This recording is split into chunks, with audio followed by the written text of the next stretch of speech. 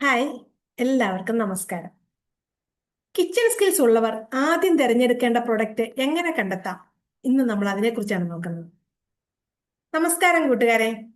Kitchen to income സീരീസിലേക്ക് welcome ചെയ്യുന്നതോടൊപ്പം ഇന്ന് നമ്മൾ വീഡിയോയും 1ഉം 2ഉം നമ്മൾ കണ്ടു കഴിഞ്ഞു അല്ലെ?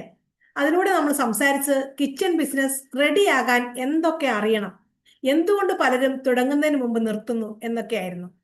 ഇന്ന് നമ്മൾ കയറുന്നത് ഏറ്റവും പ്രാക്ടിക്കലായ ഒരു ചോദ്യത്തിലേക്കാണ്. എനിക്ക് എത്ര സ്കിൽസ് ഉണ്ട്, പക്ഷെ ഏത് പ്രൊഡക്റ്റാണ് ഞാൻ ആദ്യം സെല്ല് ചെയ്യേണ്ടത്? ഇതൊക്കെ എല്ലാവരുടെയും സംശയമാണല്ലേ. ഇതാണ് മിക്ക വീട്ടമ്മമാരും ഇന്ന് സ്റ്റക്ക് ആകുന്ന ഒരു പോയിന്റ്. അവർക്ക് അച്ചാർ, halwa, cake, snacks, curry powder, എന്തു വേണ്ട എന്തെല്ലാം സാധനങ്ങൾ ഉണ്ടാക്കാൻ അറിയാം. പലതും അറിയാം, പക്ഷേ ഏതാണ് ബിസിനസ്സായി തുടങ്ങേണ്ടതെന്ന് കൺഫ്യൂഷനാണ്.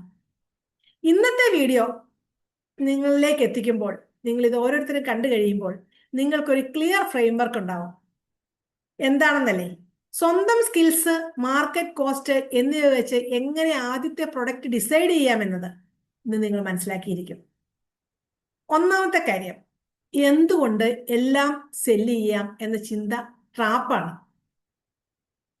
നമുക്ക് ഒത്തിരി കാര്യങ്ങൾ അറിയാം, ഇതൊക്കെ നമുക്ക് സെല്ല് ചെയ്താൽ എന്താണ്, നമ്മൾ എല്ലാവരും ചിന്തിക്കുന്ന ഒരു കാര്യമാണ്. ഇത്രയും സാധനങ്ങളൊക്കെ നമുക്ക് സെല്ല് ചെയ്യാൻ പറ്റുവാണെങ്കിൽ, അല്ലെങ്കിൽ ഇതിൽ ഏതെങ്കിലുമൊക്കെ ഒന്ന് മാർക്കറ്റ് പിടിച്ച് എടുക്കട്ടെ എന്ന് വിചാരിച്ച് നമ്മൾ പലതിനും അഡ്വർടൈസ്മെന്റ് കൊടുക്കും. പക്ഷെ അത് ഏറ്റവും വലിയ ട്രാപ്പാണെന്ന് ഞാൻ പറയുള്ളൂ.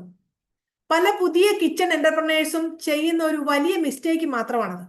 ഡേ 1ൽ തന്നെ 8-10 പ്രൊഡക്ട്സ് ലോഞ്ച് ചെയ്യൂ. അച്ചാർ, ഹൽവ, ക്ലിപ്സ്, കേക്ക് ഒക്കെ ഒരുമിച്ച്. ഇത് കേൾക്കുമ്പോൾ ഇംപ്രസീവ് ആണെന്ന് തോന്നും, പക്ഷേ പ്രാക്ടിക്കലായി നോക്കിയാൽ ഇത് നിങ്ങളെ തളർത്തും, ശരിക്കും തളർത്തും. കാരണം ഓരോ പ്രൊഡക്റ്റിനും വേറെ ഇൻഗ്രീഡിയൻസ് വേണം, വേറെ ഇൻവെന്ററി മാനേജ് വേണം, ഓരോന്നിനും വേറെ ഷെൽഫ് ലൈഫ്, വേറെ പാക്കേജിങ്. കസ്റ്റമറിന് നിങ്ങൾ ആരാണെന്ന് കൺഫ്യൂസ് ആവും. ഇവർ അച്ചാറാണോ അതോ കേക്കാണോ? നിങ്ങളുടെ ടൈം, എനർജി, മണി എല്ലാം സ്പ്ലിറ്റ് ആയി പോകും. ഒരു റിയൽ എക്സാമ്പിൾ ഞാൻ പറയാം.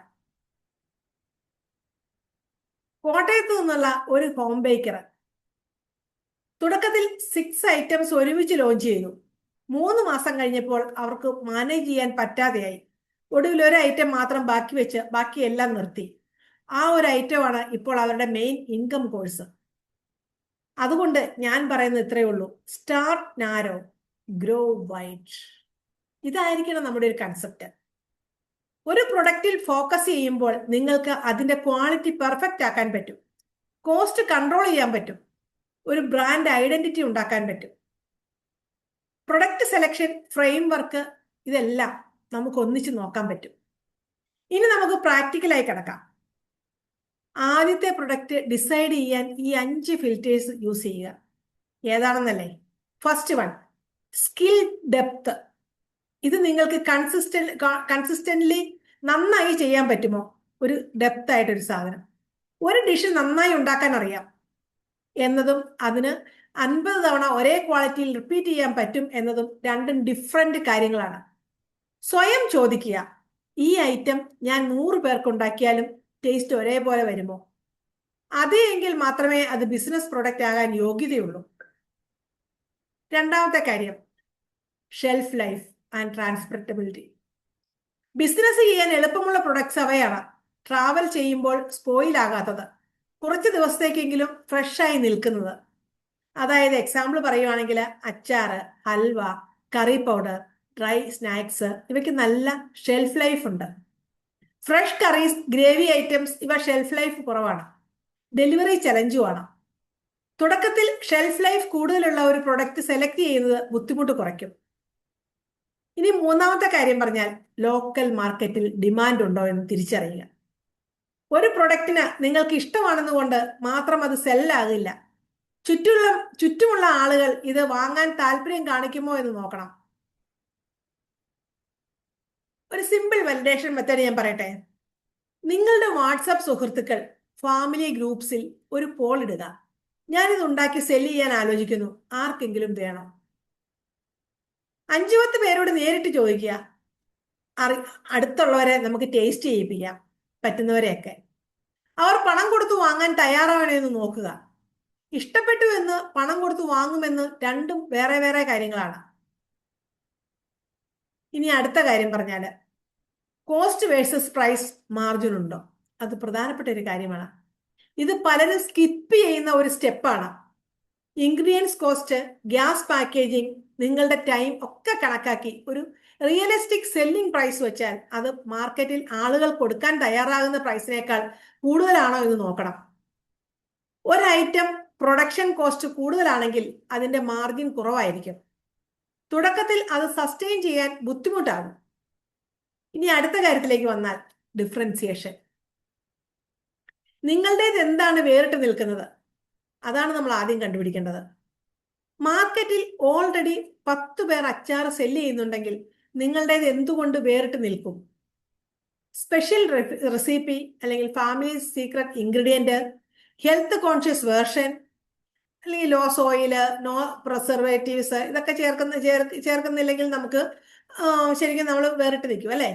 Unique flavour, better packaging, better story, ഇതൊക്കെയാണ് നമ്മളെ മാറ്റി നിർത്തുന്ന ഘടകങ്ങൾ.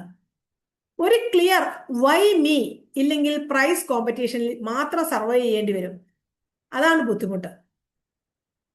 ഇനി അടുത്ത സെക്ഷനിലേക്ക് പോയാൽ പ്രാക്ടിക്കൽ എക്സർസൈസ്. അത് വളരെ അത്യാവശ്യമായ കാര്യമാണ്. സ്വന്തം പ്രൊഡക്റ്റ് ലിസ്റ്റ് ഉണ്ടാക്കുക. ഇനി ഇത് പ്രാക്ടിക്കലി ചെയ്യാം. ഒരു പേജ് എടുക്കുക, ഇങ്ങനെ ഒരു ടേബിൾ വരയ്ക്കുക. Product, skill, shelf life, demand, margin, unique factor, total, ഇങ്ങനെ നമ്മൾ കോളം കോളമായിട്ട് വരച്ചെടുക്കുക. നിങ്ങൾക്കറിയാവുന്ന എല്ലാ ഐറ്റംസും ലിസ്റ്റ് ചെയ്യുക.